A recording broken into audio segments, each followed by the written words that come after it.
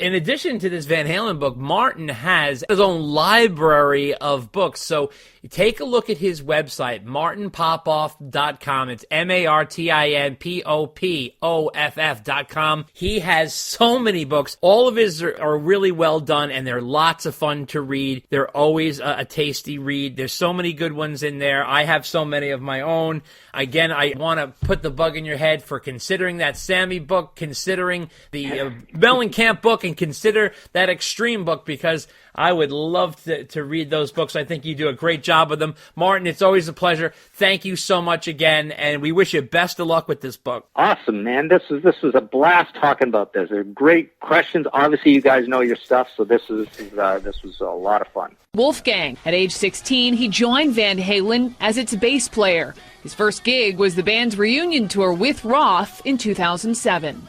Dad taught me how to do some power chords when I was 13.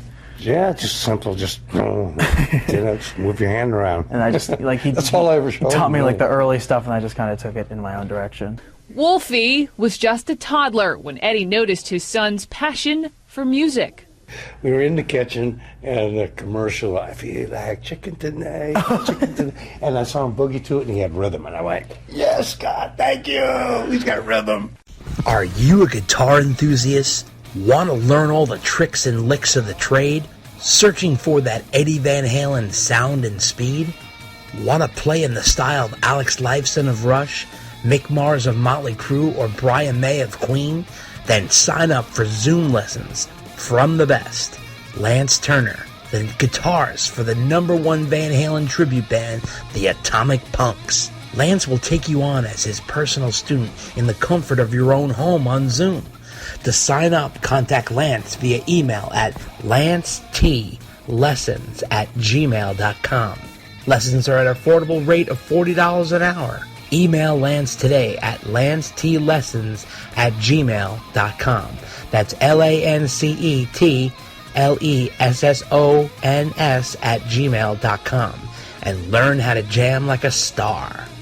Martin Popoff here. Hope you're enjoying this latest episode of Dave and Dave Unchained, the Wise Swamis on All Things VH. Just wanted to remind you that at martinpopoff.com, I've got 2 Van Halen books that I wrote. One is Van Halen, a Visual Biography, which is basically a big hardcover coffee table book, 400 images, 20,000-word detailed timeline. And the other one is called Unchained, a Van Halen user manual. It's the sort of 120,000-word, very academic, a lot of crazy chapters, a lot of trivia, wordy book that I did on Van Halen. So yes, go to martinpopoff.com. I sign and ship those out of my office here in Toronto. There's PayPal buttons for the US, international, and Canada. Again, Van Halen, a Visual Biography, and Unchained, a Van Halen user manual. Back to Dave and Dave. Hey, this is Bart Walsh from the David Lee Roth Band. You're listening to Dave and Dave Unchained. Check out the new podcast, The Rock Quarry, your place to hear in-depth interviews with some of rock's most colorful characters, with your host, entertainment journalist David J. Criblay. The Rock Quarry is available for free on Spreaker and iTunes. You can check us out on Facebook at The Rock Quarry Podcast, on Twitter at Rock Quarry Pod, on Instagram at The Rock Quarry Podcast, or email us at therockquarrypodcast@gmail.com. What you see in the videos are the classic stereotypic. You put that kind of a character under the same sarcastic eyes, same kind of sarcastic lens in the microscope as all the other characters. I play the part of Buck Picasso, my own 500-pound manager. Hey, it's healthy. It's good to have a little of that there. The kind of women that I like are, very much the opposite of that. I like women who are strong, who have good, strong spirit, who have that same kind of fury, same kind of sense of humor, and who want to go on to do their own things as well, not servants. And you see a lot of that in rock videos. So, hey, let's show it up for what it is. Well, ladies and gentlemen, we have a great guest this evening. He is the author of the new book, What About the Fans? And he is a listener of our podcast, Bud Hathaway. Bud, how are you? I'm doing great. Thanks for having me, you guys. Awesome. Well, congratulations on the book. Thanks. And wanted to start off by asking you, you dedicated, I guess it was 5 chapters to Van Halen, your book. So tell me, is Van Halen one of your all-time favorite bands? They are, but the multitude of chapters is a result of having connections with the band. So more connection, more activity, so more stuff to write about. Right. So tell me, how did you initially get hooked up with Connections? The first connection that me and my then girlfriend made that got us backstage and etc. was at the Oakland Coliseum. We were just going to the concert, and as you walk into the Coliseum from one direction where we parked, you pretty much walk by where the tour buses park and where the limos pull in. And so we stood there and maybe we'll see somebody. We met some people standing there, and we just had a basic conversation like, have you seen any of them or anything like that? They said no, but they let us know that they actually were the company that cleaned the buses, and they were waiting for their backstage passes. And this is in the book too. Right. But anyway, so they brought their passes out to them and discovered that they were for after the show. So their connection with Van Halen took the passes and left and came back with access for right then. And so I just thought, wow, there's 5 after-show passes floating around. So we grabbed the first road crew person that walked by, and his name was Gary. He worked for Showlight, and just took a chance and said, hey, what are the chances of getting us a pass? You know, not knowing the Van Halen procedures. Of course, he came back with 1 pass. He said, I can only get 1, and handed it to my girlfriend, right? So right. We learned.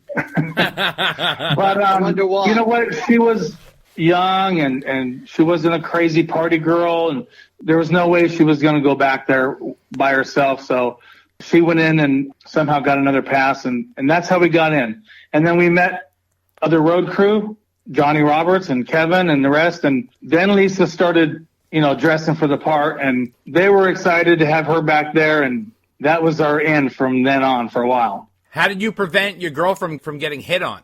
Well, she did.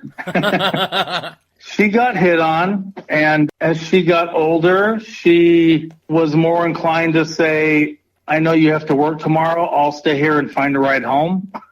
Oh, jeez.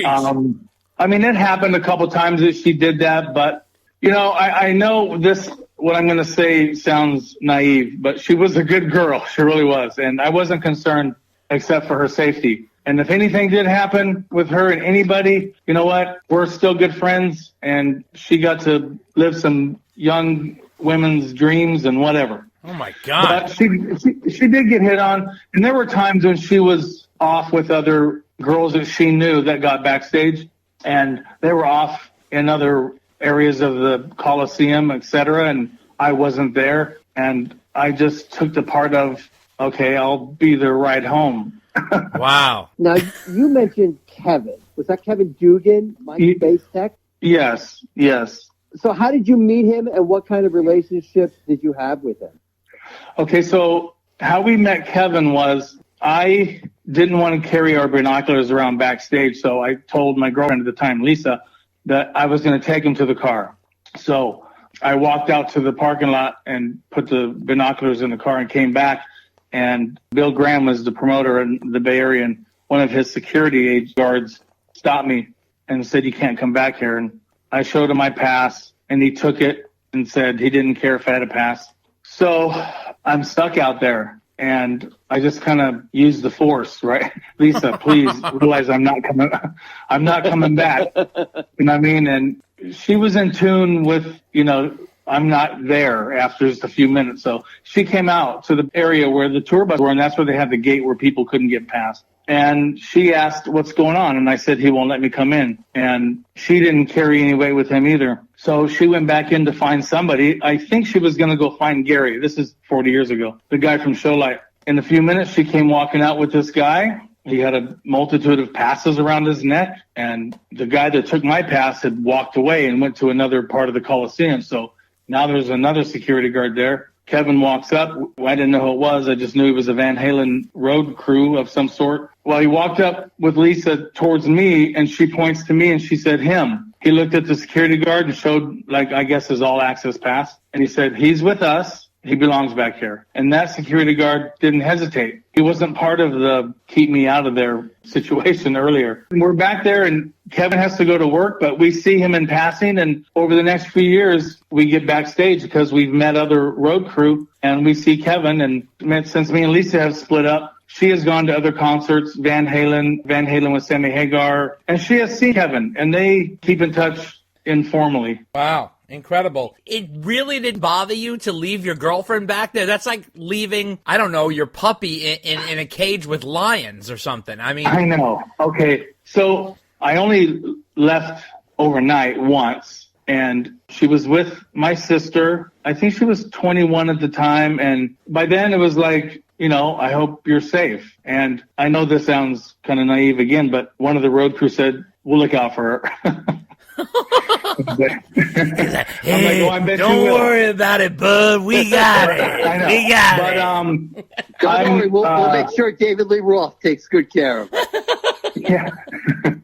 Well, the funny thing is, other than in a group setting and stuff, and I think she's a little upset about this, she never got to be alone with Dave. And he never, when he did see her, never really made any crazy attempts to try to swoon her. Oh, okay. So, okay. Any other time she was out of my sight, like I said, it was in, I think, the band's dressing room with some other of her friends that happened to get backstage, and they were gone for about a half hour, and they came back and they were, oh my God, that was so fun, and blah, blah, blah. So there was really only one overnight that I left her, and other than that, she was always around me, and it was actually pretty cordial with everybody. They never tried to swoon her away. And you never questioned her, huh? I never questioned her because, You know what? I got to tell you, back then, she was pretty innocent and naive, and she could easily be tricked, but she actually had something, some morals about herself that she was like, she wasn't going to run off with a roadie to be able to get with Dave and none of that stuff. I was 100% confident about that. Her first boyfriend and stuff, and so we kind of had that, I believe. Right. Don't forget the lyrics in Hot for Teacher. Little girl from Cherry Lawn, how could you be so bold? Absolutely.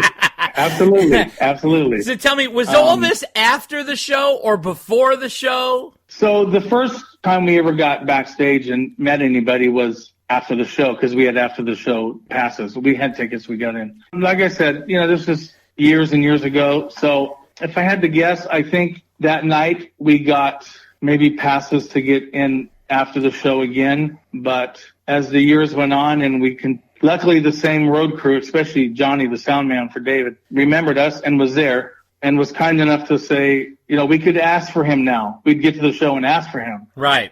And so he started being really cool about coming out and saying, here's some passes. We didn't cause trouble. We weren't autograph hounds. I mean, we did try to get Dave's picture once, but his bodyguard, Eddie Anderson, let us know right away that wasn't going to happen. Oh, boy. And he was pretty aggressive about it. So we didn't even try to be belligerent fans. We were just like, this is cool, because their backstage was always some kind of a party setup. Right. So we just kind of tried to be in there, and it was weird. We got backstage at one show or two in the same tour, I think Fair Warning, and saw people from this small little town that we're from. So that was another fun thing, that we're there with people we know, and just, there was an aura of, wow, we get to be backstage at a Van Halen concert. Right, right, of course. 19-year-old rock fans, Describe backstage. Yeah. I mean, is there like beer and alcohol flowing? Are there drugs everywhere? Is the band partying with tons of women? I mean, when people think of backstage back in the day,